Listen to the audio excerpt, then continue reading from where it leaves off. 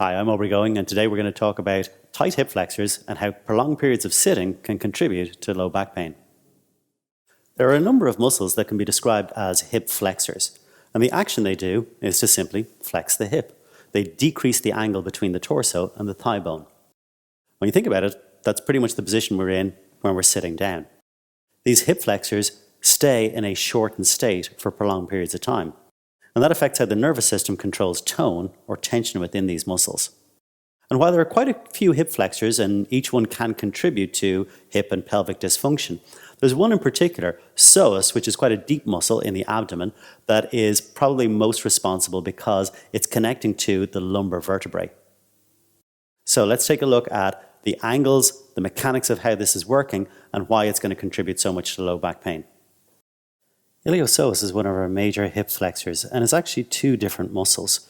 So we have the psoas portion, which is attaching onto the side of the lumbar vertebrae, and we have the iliacus portion. We see this on the inside of the pelvis.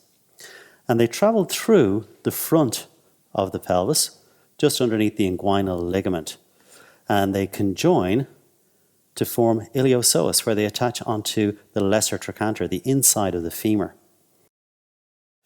Now, the problem with psoas is when we're sitting for prolonged periods of time, the muscle gets accustomed to being in this shortened state. And you can see the way it has to bend around the pelvis for us to stand up. When we're sitting down, this muscle is almost in a straight line. So we see the red marks here on the side of the lumbar spine where the muscle is attaching, and we see the discs between the bones. So when psoas gets really short and tight, it can pull down on the lumbar spine, compressing the lumbar discs. That compressive force is what will cause disc material to bulge out to the sides. The disc material itself is made up of cross-hatched collagen fibers with a gel center in the middle known as the nucleus propulsa.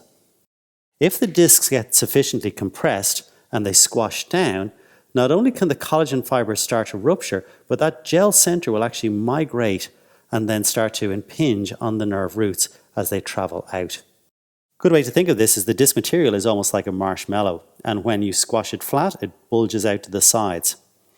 If one side of psoas is tighter than the other, when we get this compressive force coming in, we might get a squeeze or a pinch down on one side as the bones compress, but the disc material will actually push out to the other side. So we'll oftentimes get neuropathy or nerve pain on the left-hand side due to a tight right psoas.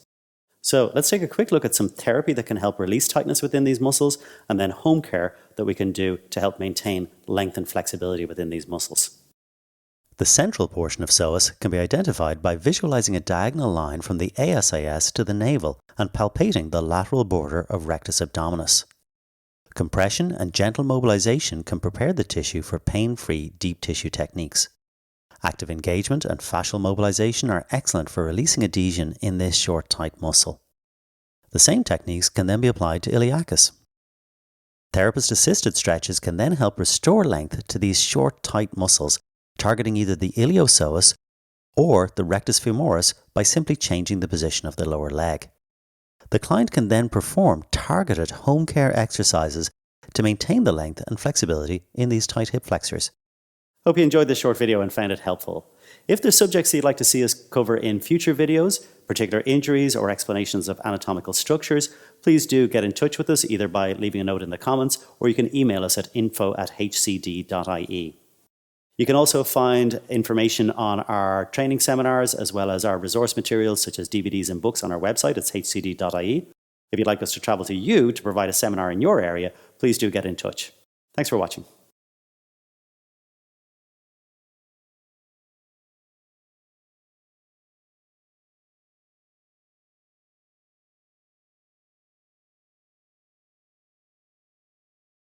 Hello from Associated Bodywork and Massage Professionals, the leading association for massage therapists in the United States.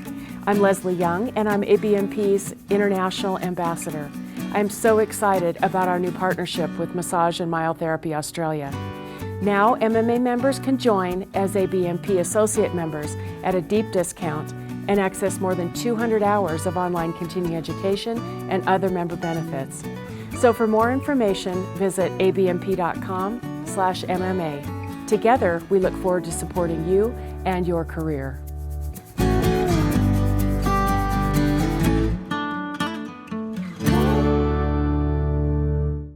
you considered becoming a certified specialist?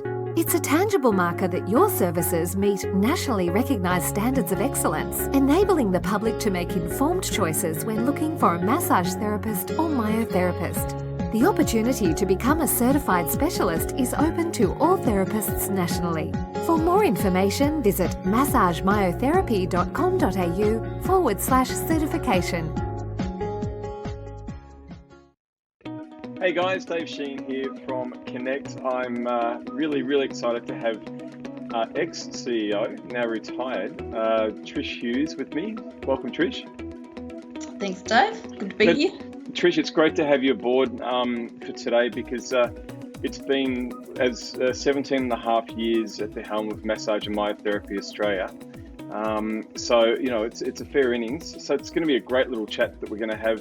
We're going to take it all the way back to before you actually took on the role of CEO. So just a little bit about your background, because I know that a lot of members probably don't know what sort of background you came from, because it was kind of crazy times back then with state-based massage associations heading into that amalgamation. So do you want to just give a little bit of background on yourself there? Yeah, sure. Contrary to popular belief, I don't actually have any qualifications in business. So it's everybody thought I was the big bad business lady who was going to come in and get the big stick out.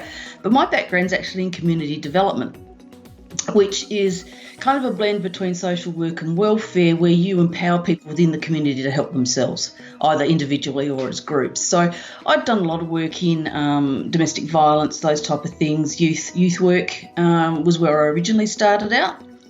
I then went into student unions in universities, other unions, but predominantly in the union education sector.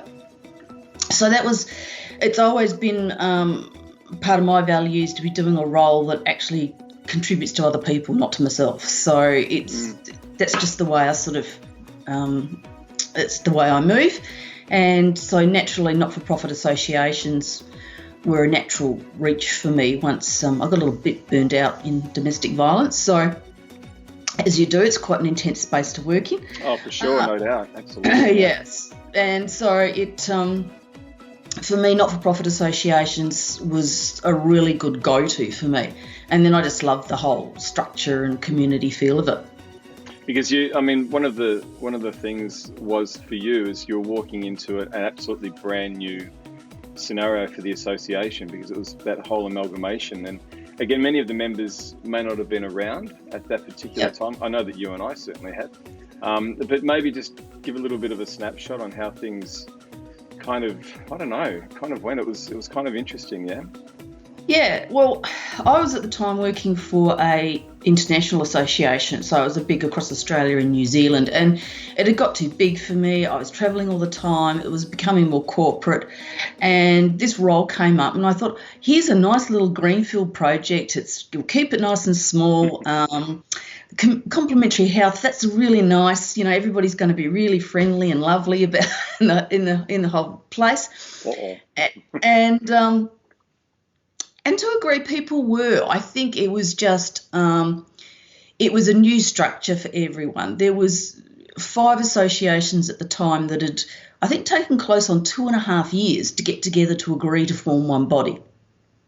Now, there were other organisations outside of that. They chose not to come on board. That was their decision. It was very open. So everyone was invited, but some people chose not to participate.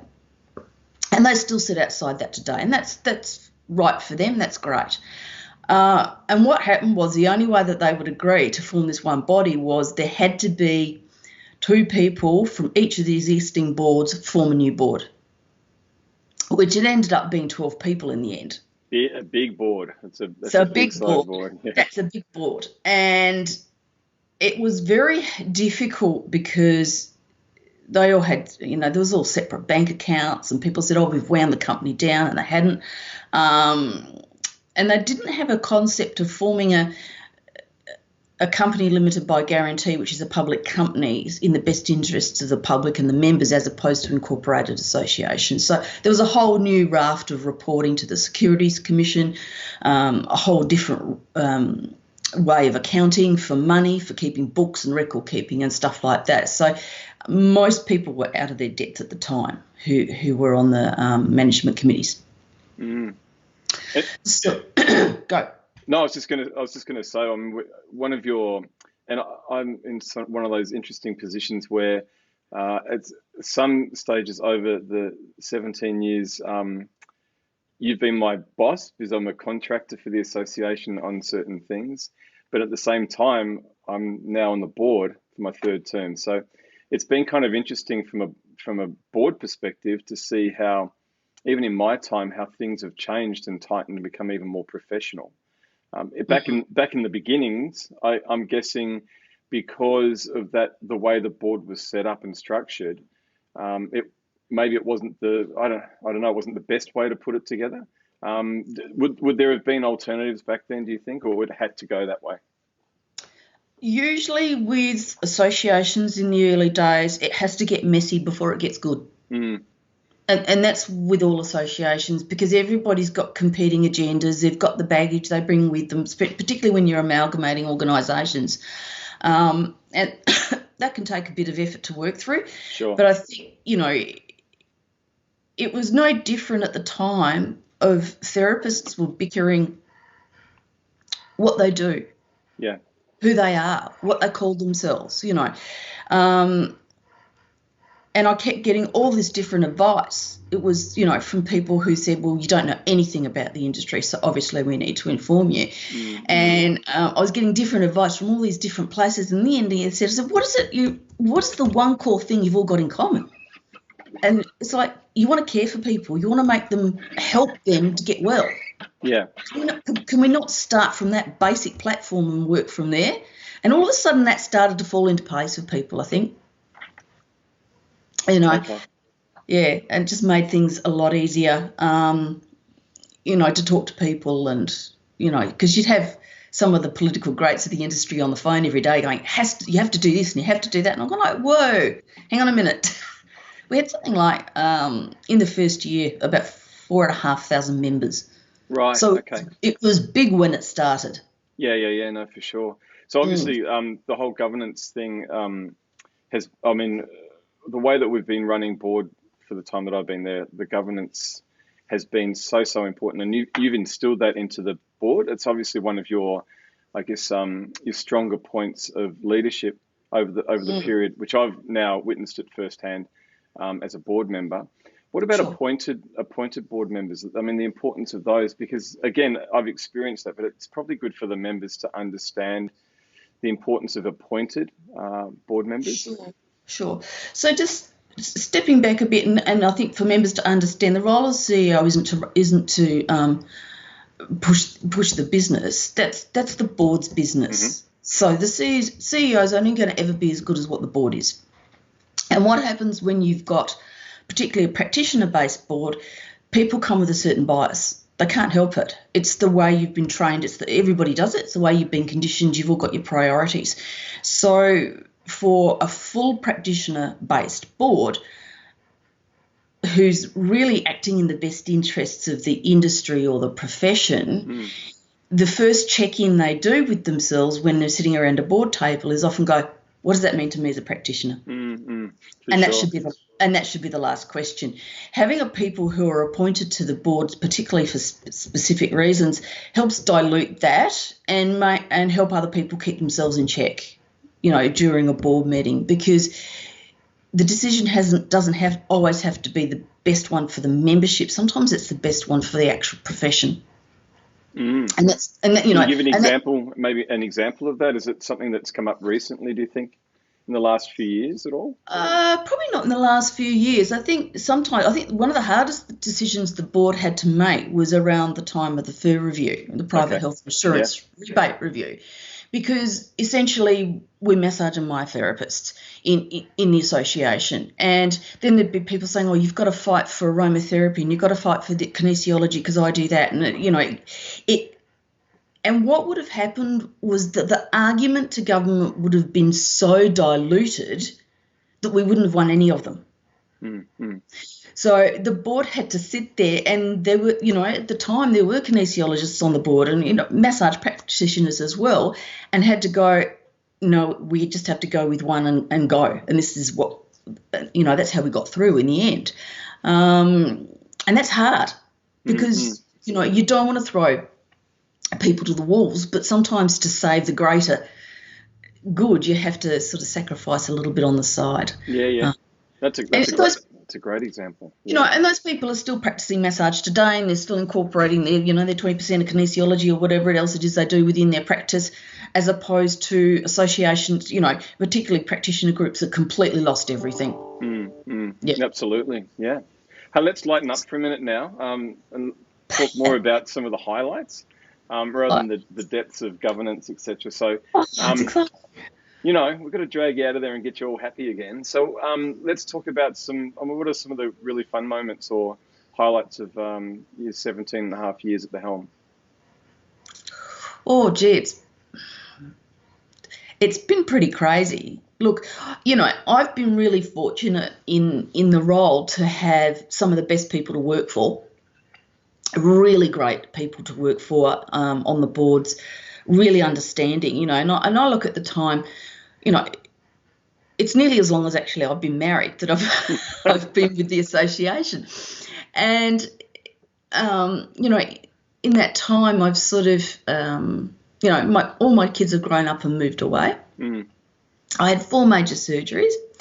I lost my mother, my brother, my father, my best friend, all during that time. And not once was I ever given a hard time where you have to turn up for work or go and do that. And I think for me, being in a role that I was trusted in really helped in what is a fairly high pressure job. And I think everybody who's sort of over the year, I think there's been something like 49 directors or something plus. Is it really? Yeah, that many. Yeah, a lot of people. And I've got gifts from each of them through mentoring. Some of the ones that stand out, Jeff Waldron, believe it or not, when I first started, I could be a bit volatile, and he'd say to me, "Oh, Trish, you've got to keep your powder dry. You've got to keep your powder dry." And so to this day, I still stick with that one. Colin Thornby was a great mentor who just died way too early. For sure. Yeah. And he brought so much of professionalism to the association.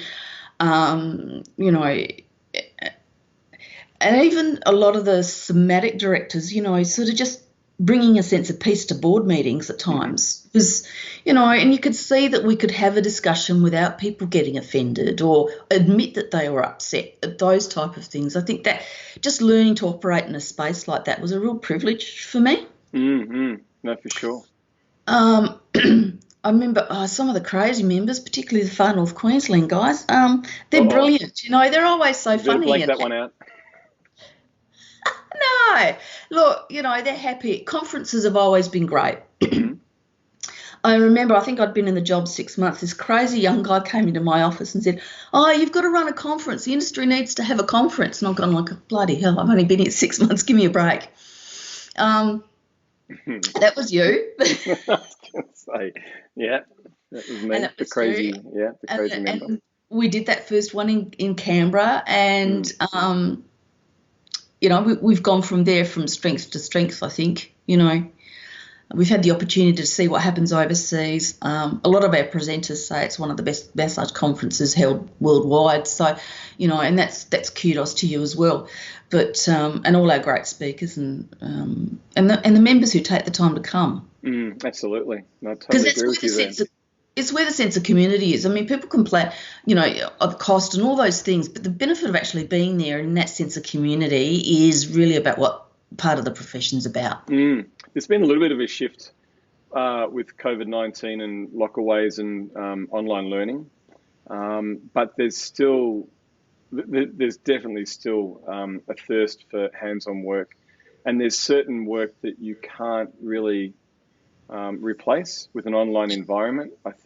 Personally with cupping, what I do, you need to make sure that people are doing correct pressure, etc., which is something you really can't be taught over a DVD or an online setting. But then there's a whole lot of other stuff that Aubrey Gowing the other day, who I interviewed, was talking in terms of how we are at a certain level of, we're graduates, we're all in the industry and we're all doing things. So therefore, there is a lot of other types of online learning that we can do, which is not just hands-on, but it's about professionalism. It's about other aspects that do work really well with online learning. So even though conference is still going there in that sort of space of being there hands-on and networking, there is still that sort of online aspect to things a little bit that is sort of taking a bit of a fall. But I know that when things get back to normal, people still have that thirst for conference, for hands-on workshops and that sort of thing, I think, yeah? Yeah, oh, absolutely. And I think because people work in a clinic all day, so they're in a room all day, so in effect they're isolated. The only contact they're having generally with other practitioners and therapists is on Facebook or something, which can be quite a toxic space to operate in. And people just want to face up and talk to each other, and there's always a lot of hugging going on at conference. Yeah, this is true. And it's just people of what you do. It's an art. Working with your hands is an art, and that sense of touch. And you can't, as you say, you can't replace that through digital learning. That sensation. And if you're only getting it as a giving or treatment, then you're not getting it from your peers, and that's what bolsters people, I think. No, for sure. Yeah. Hey, with so many years in the industry, you've built up a lot of close friendships with a lot of people. So even though that you've now left the industry, I'm sure that you'll be in touch and you'll be knowing exactly what's going on, the ins and outs. So where do you think things will be in 5 to 10 years with the industry when you're looking from the outside, looking into that fishbowl? I think where it will be is where the industry wants to take it. There's a book written quite a few years ago now, about 10, 13 years ago, a GP called Russ Harris, and it's called The Happiness Trap. It's now an app on your phone. And he talks about people go, I'll be happy when. So you look at industry, I'll be happy when I've got a title. I'll be happy when I've got GST. I'll be happy when. All the time you take waiting to get there is wasted because you're actually not in a positive state. Sure. And I think, or what you might find when you do get there, that you're doing a heck of a lot of paperwork and accounting and things that you really take you away from the art of your practice. You didn't really want this to start with, and then you go into the next cycle. Well, now I'll be happy when I get the next bit or the next bit. I think therapists need to focus a little bit more on, and you were saying not just the hands-on, it's like if I want more clients or I want a particular type of clients, how do I be a better person to give something to that so they will come to me?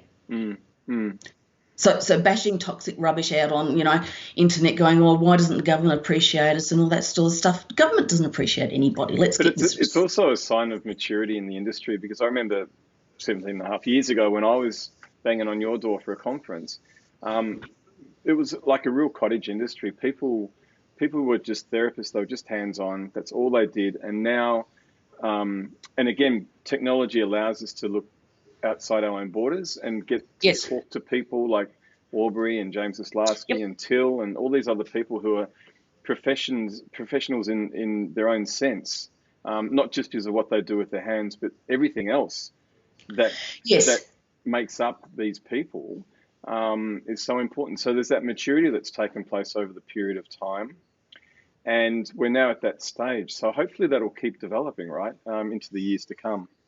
Well, it's been a significant change in the sense that a lot of people weren't professionally trained originally, and a lot of people were a change of life, career change of life. So they were an older group. People are now coming into the profession wanting to actually make a career out of it. And you're not going to make a career unless you communicate well with people and you get on side with people. And I think it was you probably taught me the best one. It's like, when we get in the conference presenters, it's not what can you do for us? What can we give you? What can we give you?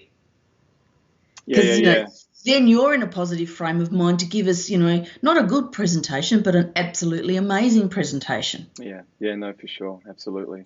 Yeah. Absolutely. And so, I wouldn't be surprised. There's always going to be a group of people that want to push for having a title and to be legislated, I can't see it happening. It's just not, the practice just isn't dangerous enough. That's what's been said in the past, isn't it? It's one of the reasons behind. The reason to legislate anything is that there's risk. So, at the moment, paramedics are going through the process because, they're in the back of an ambulance putting, needles in veins and stuff like that. There's just, the risk is so small that it outweighs the need for the legislation. What people need to do is use best practice. And be informed. Be informed about not just only their practice, other people's, the health industry. Absolutely. Yeah. Well, listen, we'll wrap it up here, but it's been awesome to chat with you. One last question. So apart from making gluten-free sourdough bread, is there anything else that's been floating your boat of late? I was thinking getting some chickens. Some chooks? Look, yeah. Moving to, regional southwest Victoria, it's stunning down here. There's miles and miles of coast for me to tramp along and do that kind of thing. So, yeah, there's just about I've done my time. It's about enjoying life now. Excellent. Well, Tricia, many, many thanks for coming on Connect, and wishing you all the very best for your future outside of being CEO of our association. And many thanks for the many years that you spent at the helm as well, through thick and thin. And as mentioned, personally, as a friend, as as CEO as a director, CEO to a contractor, I don't think we've had many blues at all over 17 years. So it's been pretty amazing. The relationship, there's been a lot of respect there. So it's been great working with you. So thank you very much. You're welcome. And thanks to all the members.